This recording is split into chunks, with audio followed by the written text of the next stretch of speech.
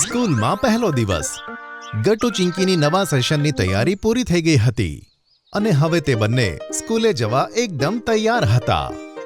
ગટ્ટુ ચિંકી સ્કૂલના એક દિવસ પહેલા જ મમ્મીને બતાવી દે છે કે તેમને ટિફિનમાં શું જોઈએ. મમ્મી અમે બધા મિત્રોએ એકબીજા સાથે વાત કરી અને અમે ડિસાઈડ કર્યું છે કે સ્કૂલના પહેલા દિવસે અમે બધા કોઈ સ્પેશિયલ આઇટમ લઈ જઈશું. હા મમ્મી, તો તમે તમારા સ્પેશિયલ ફ્રાઈડ રાઈસ ટિફિનમાં બનાવી આપો ને પ્લીઝ. સારું, ઠીક છે બાળકો, હું બનાવી દઈશ. પણ તમે લોકોએ તમારી બેગ્સમાં બુક્સ અને કોપીઝ મૂકી દીધી છે ને? હા મમ્મી, તે તો ક્યારની મૂકી દીધી. અમે સ્કૂલે જવા માટે ખૂબ જ એક્સાઇટેડ છીએ. બીજા દિવસે સવારે ગટ્ટુ ચિંકી સમયસર તૈયાર થઈ જાય છે અને મમ્મી તેમનું ટિફિન પેક કરી દે છે. ગટ્ટુ ચિંકી, જલ્દી નાસ્તો કરી લો, પછી પપ્પા તમને સ્કૂલે ડ્રોપ કરી દેશે. Okay mummy.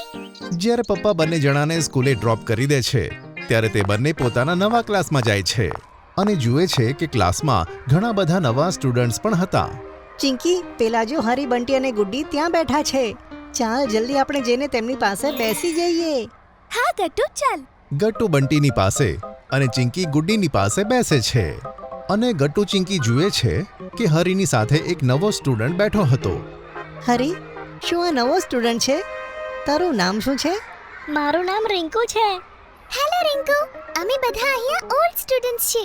અમે તને હેલ્પ કરીશું. Thank you. તો હવે આપણે મિત્રો છીએ ને? હા ફ્રેન્ડ્સ. અરે ચિંકી, આ તારો નવો હેર કટ તારી ઉપર બહુ જ સરસ લાગે છે. હા ચિંકી, ખરેખર આ બહુ સરસ લાગી રહ્યો છે. થેન્ક યુ હરી અને ગુડ્ડી. ત્યાં જ ક્લાસમાં ગટ્ટુ ચિંકીની નવી ક્લાસ ટીચર આવે છે. બધા બાળકો ઊભા થઈને મેડમને ગ્રીટ કરે છે. Good morning ma'am.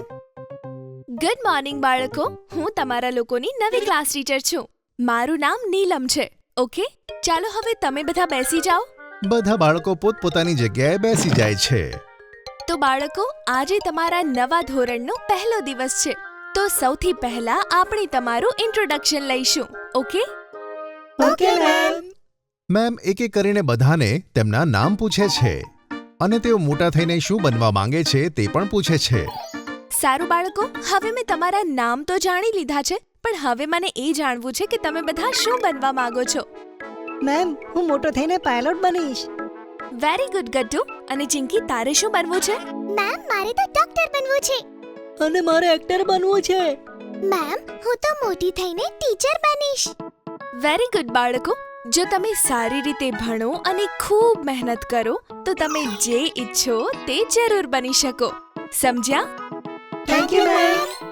તો બાળકો, હવે હું તમને તમારા નવા રોલ નંબર્સ કહું છું. ઓકે, ધ્યાનથી સાંભળજો. મેમ બધાને તેમના રોલ નંબર કહે છે. ત્યાર પછી મેમ ક્લાસમાં મોનિટર પસંદ કરે છે. બાળકો, હું દર મહિને નવા મોનિટર બનાવીશ. તો આ મહિનાની મોનિટર ચિંકી તું છે. Okay? Thank you ma'am. Chinki આ સાંભળી ખૂબ જ ખુશ થાય છે કે તેને પહેલા દિવસે જ મોનિટર બનાવવામાં આવી. પછી મેમ બાળકોને ભણાવવા લાગે છે અને થોડી વારમાં લંચ થાય છે. બધા બાળકો પોતપોતાનો લંચ કરે છે. આજે તો બધાના ટિફિનમાં કંઈક ને કંઈક સ્પેશિયલ છે. હા ગટ્ટુ, હું મમ્મી પાસે બટાકાના સ્પેશિયલ પરોઠા બનાવીને લાવ્યો છું. અરે રિંકુ, તું પણ તારું ટિફિન શેર કરી શકે છે. હા રિંકુ, આ લે, તો મારું ટિફિન પણ ખાને. મારી મમ્મીએ મસ્ત મજાનું સેન્ડવિચ બનાવ્યું છે. બધા બાળકો એક સાથે લંચ કરતા હતા. ત્યાં જ ગટ્ટુ કહે છે, અરે મિત્રો, આજે આપણે ફરીથી અંકલ પાસે આઈસ્ક્રીમ ખાવા જઈશું, જ્યાં આપણે ગયા વર્ષે ખાતા હતા. આ તો બહુ સરસ આઈડિયા છે ગટ્ટુ. રિંકુ તો અમારી સાથે જ આવજે. હા, તે અંકલની આઈસ્ક્રીમ બહુ મસ્ત હોય છે. સારું બંટી, આપણે બધા જઈશું. લંચ પતે છે અને બધા બાળકો ભણવા લાગે છે. સ્કૂલ છૂટતા પહેલા નીલમ મેડમ ફરીથી ક્લાસમાં આવે છે અને બધા બાળકોને કહે છે, ચાલો બાળકો, બધા પોતાની ડાયરી કાઢો અને તેમાં આ હોમવર્ક લખી લો, જે હું તમને હમણાં બોર્ડ પર લખાવું છું. ઓકે?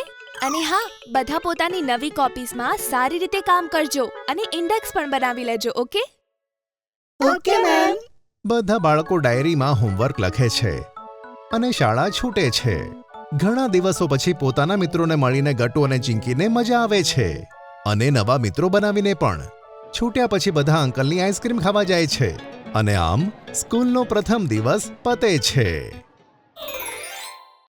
જો તમને અમારી વાર્તા ગમી હોય તો પુન ટુન કિડ્સને લાઈક, શેર અને સબસ્ક્રાઇબ કરજો.